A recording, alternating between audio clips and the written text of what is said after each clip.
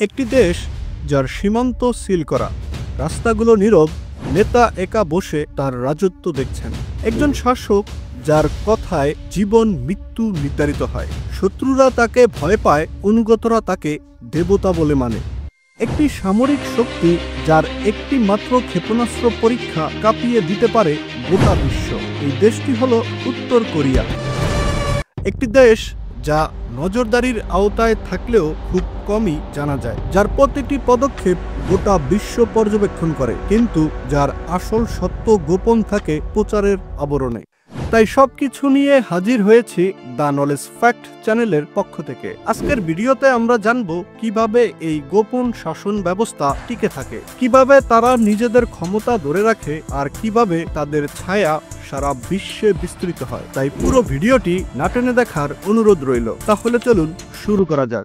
সবকিছুর শুরু হয়েছিল দ্বিতীয় বিশ্বযুদ্ধের পর। বিভক্ত কোরিয়া একটি যুদ্ধ যা ইতিহাসকে পুনর্গঠন করেছিল, এবং একজন নেতা কিম ইল সাং, যিনি একটি রাজবংশ প্রতিষ্ঠা করেছিলেন যা আজও অটল রয়েছে। কোরিয়ান যুদ্ধ 1950 সাল থেকে 1953 সাল পর্যন্ত হওয়ার পরও অমীমাংসিতভাবে শেষ হয়েছিল। তবে সোভিয়েত ইউনিয়ন এবং চীনের সমর্থনে একটি কমিউনিস্ট রাষ্ট্র হিসেবে আবির্ভূত হয়েছিল উত্তর কোরিয়া। কিম ইল সাং একটি স্বৈরশাসন চালু করেন যা রাজনৈতিক, সামাজিক এবং সামরিক ক্ষেত্রে গুরুত্বপূর্ণ নিয়ন্ত্রণ বজায় রাখে। তার আদর্শ জুচে, যা মার্ক্সবাদ বা লেনিনবাদের একটি রূপ হিসেবে বিবেচিত করা হয়, যার মাধ্যমে আত্মনির্ভরতার কথা প্রচার করা হলেও বাস্তবে দেশটি বাইরের বিশ্বের উপর নির্ভরশীল থেকে যায়।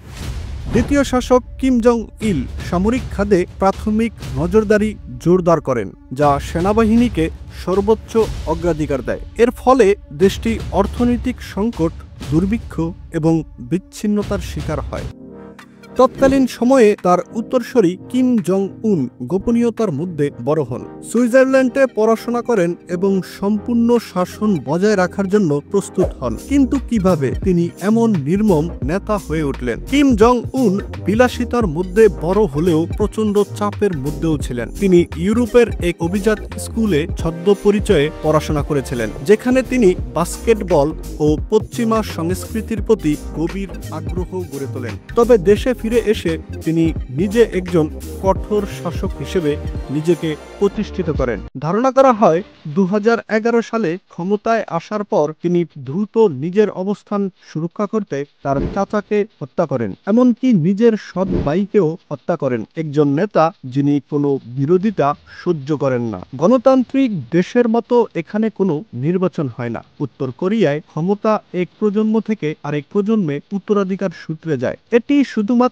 রাজনৈতিক উত্তরাধিকার নয়, এটি প্রায় একটি ধর্মীয় বিশ্বাসের মতো। ছোটবেলা থেকেই নাগরিকদের শেখানো হয় যে তাদের নেতা দেবতার মতো। নেতার বিরুদ্ধে কথা বলা মানে পুরো জাতির বিরুদ্ধে অবস্থান নেওয়া। যারা সাহস করে তাদের পাঠানো হয় রাজনৈতিক বন্দী শিবিরে, যেখানে তাদের অমানবিক নির্যাতনের শিকার হতে হয়। এইভাবেই উত্তর কোরিয়া ক্ষমতায় টিকে থাকে। উত্তর কোরিয়ার সামরিক বাহিনী, কোরিয়ান পিপলস আর্মি, বিশ্বের অন্যতম বৃহত্তম সামরিক বাহিনী, কিন্তু তাদের প্রশিক্ষণ কেবল শারীরিক শক্তির মধ্যে সীমাবদ্ধ নয়। ছোটবেলা থেকেই তাদের শেখানো হয় নেতার প্রতি নিঃশর্ত আনুগত্য।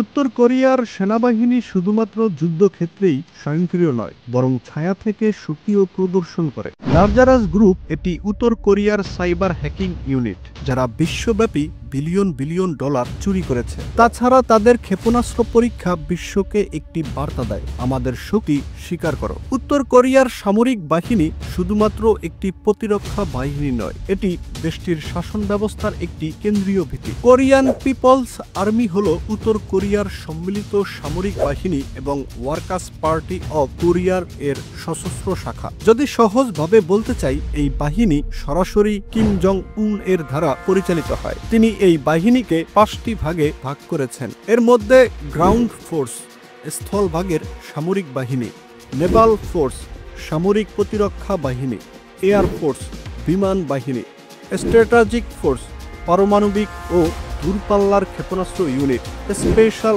অপারেশন ফোর্স, বিশেষ বাহিনী যারা গুপ্ত অভিযান পরিচালনা করে। উত্তর কোরিয়ার সামরিক বাহিনী ওয়ার্কার্স পার্টি অফ কোরিয়া এর কেন্দ্রীয় সামরিক কমিশনের অধীনে পরিচালিত হয়, যার প্রধান হচ্ছেন উত্তর কোরিয়ার সর্বোচ্চ নেতা কিম জং উন। উত্তর কোরিয়ান পিপলস আর্মির প্রধান প্রতিদ্বন্দ্বী হচ্ছে দক্ষিণ কোরিয়ার সেনাবাহিনী এবং যুক্তরাষ্ট্রের কোরিয়ান সামরিক বাহিনী। 1953 সালের কোরিয়ান যুদ্ধের অস্ত্রবিরতির চুক্তির পর থেকেই এই দুই পক্ষের মধ্যে উত্তেজনা অব্যাহত রয়েছে। 2021 সালের হিসেবে উত্তর কোরিয়ার মোট জনসংখ্যার 29.9% স্বয়ংক্রিয়ভাবে সেনাবাহিনীতে যুক্ত হয়, যা এই দেশটিকে বিশ্বের দ্বিতীয় বৃহত্তম সামরিক বাহিনীতে পরিণত করেছে। 1932 সালে উত্তর কোরিয়ার প্রথম সামরিক বাহিনী কোরিয়ান পিপলস রেভলিউশনারি আর্মি প্রতিষ্ঠিত হয়। কিম ইল সাং এর নেতৃত্বে এটি ছিল একটি জাপান বিরোধী গেরিলা বাহিনী। তারপর 1948 সালে কোরিয়ান পিপলস রেভলিউশনারি আর্মি এর রূপান্তর ঘটে কোরিয়ান পিপলস আর্মিতে, যা উত্তর কোরিয়ার আনুষ্ঠানিক সামরিক বাহিনী হয়ে ওঠে। 1978 সালে কিম ইল সাং সামরিক বাহিনীর প্রতিষ্ঠার তারিখ পরিবর্তন করে 25শে এপ্রিল এই দিনটি নির্ধারণ করে, কারণ তিনি দাবি করেন যে এই দিন তিনি বিপ্লবী গেরিলা বাহিনী প্রতিষ্ঠা করেছিলেন। বর্তমানে 25শে এপ্রিল দিনটি উত্তর কোরিয়ার বিশাল সামরিক কুচকাওয়াজ ও প্রদর্শনীর মাধ্যমে উদযাপন করা হয়। উত্তর কোরিয়ার সবচেয়ে বিপজ্জনক অস্ত্রের মধ্যে একটি হলো তাদের সাইবার আক্রমণের ক্ষমতা। লারজারাস গ্রুপ একটি কুখ্যাত সাইবার হ্যাকিং ইউনিট, যারা আন্তর্জাতিক ব্যাংকিং ব্যবস্থা, ক্রিপ্টোকারেন্সি এক্সচেঞ্জ ও সরকারি সংস্থাগুলোতে সাইবার হামলা চালিয়ে বিলিয়ন বিলিয়ন ডলার লুট করেছে। 2017 সালে ওয়ানাক্রাই র্যানসামওয়্যার আক্রমণ বিশ্বব্যাপী 2 লক্ষ কম্পিউটারে ছড়িয়ে পড়ে, যা লারজারাস গ্রুপেরই কাজ বলে মনে করা হয়। উত্তর কোরিয়া 2006 সালে প্রথম পারমাণবিক অস্ত্র পরীক্ষা চালায়। এরপর থেকে ধারাবাহিকভাবে নতুন ধরনের ব্যালিস্টিক ক্ষেপণাস্ত্র পরীক্ষা করছে। 2023 সালে তারা হাইপারসনিক ক্ষেপণাস্ত্র পরীক্ষা করে, যা বিশ্বের জন্য একটি বড় উদ্বেগের বিষয় হয়ে ওঠে। আন্তর্জাতিক নিষেধাজ্ঞার কারণে উত্তর কোরিয়ার অর্থনীতি বিধ্বস্ত, কিন্তু তবুও তারা বেঁচে থাকার পথ খুঁজে পেয়েছে। তারা কয়লা, সিফুড, এমনকি অবৈধ মাদক রপ্তানি করে সাইবার চুরি আরেকটি গুরুত্বপূর্ণ আয়ের উৎস তারা তৈরি করে নিয়েছে।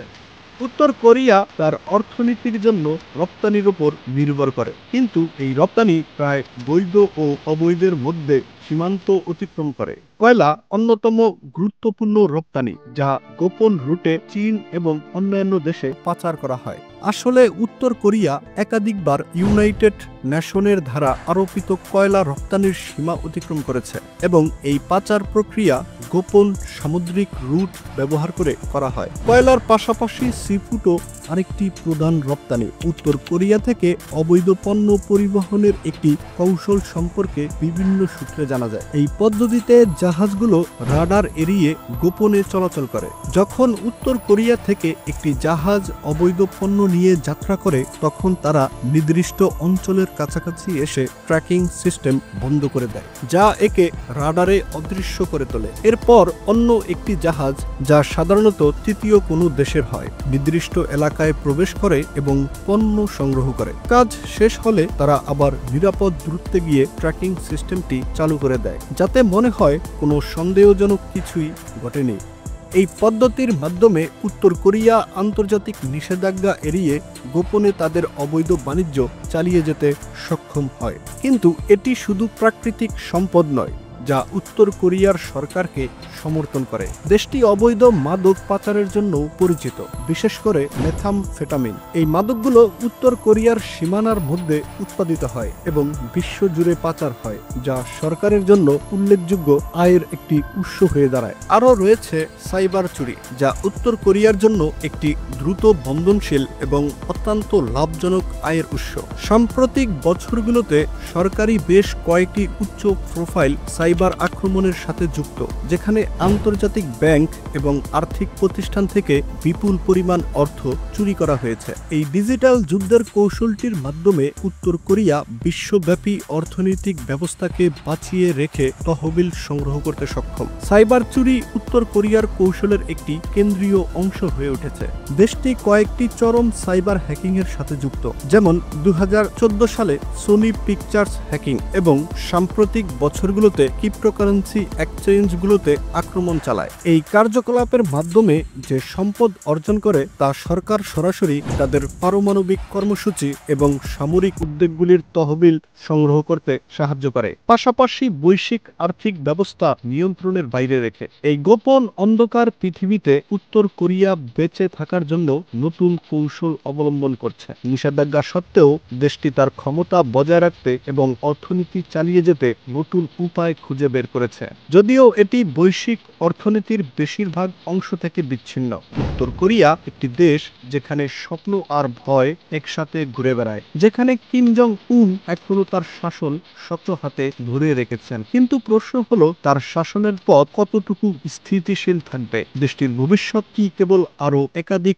মিসাইল পরীক্ষার মধ্যেই সীমাবদ্ধ, নাকি কোনো পরিবর্তনের লক্ষণ দেখা দেবে? প্রতিটি পদক্ষেপে উত্তর কোরিয়া দেখিয়েছে যে এটি আন্তর্জাতিক চাপের বিরুদ্ধে দাঁড়িয়ে থাকতে পারে। তবে প্রশ্ন আসছে, এটি কি সবশেষে একটি শুদ্ধ এবং উন্নত ভবিষ্যতের দিকে এগিয়ে যাবে, না আরও কঠোর শাসন এবং প্রতিবন্ধকতা বাড়িয়ে দেবে? আধুনিক প্রযুক্তি ও সাইবার কৌশলের সাথে উত্তর কোরিয়া তার শাসন আরও শক্তিশালী করার পরিকল্পনা করছে। তবে বিশ্বের শীর্ষ নেতারা কি এই দেশটির ভবিষ্যৎ পরিবর্তনে একটি সমঝোতার দিকে এগিয়ে যাবেন? এমনকি জনগণের মাঝেও এক ধরনের অস্থিরতা তৈরি হচ্ছে। ক্ষুধা, দারিদ্র্য এবং সরকারের নিষ্ঠুরতার মাঝে আদৌ কোনো দিন একটি পরিবর্তন আসবে? উত্তর কোরিয়ার রাজনৈতিক ভবিষ্যৎ কি আন্তর্জাতিক সম্পর্কের সাথে যুক্ত হবে, নাকি এককভাবে প্রাচীরের মতো দাঁড়িয়ে থাকবে?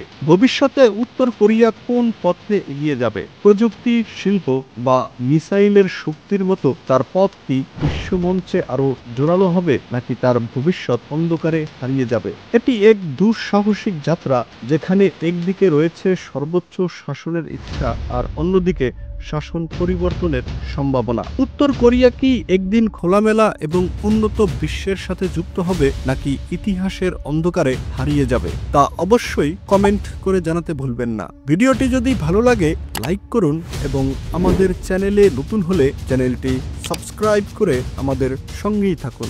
ধন্যবাদ। দেখা হবে পরবর্তী আরও একটি নতুন ভিডিওতে।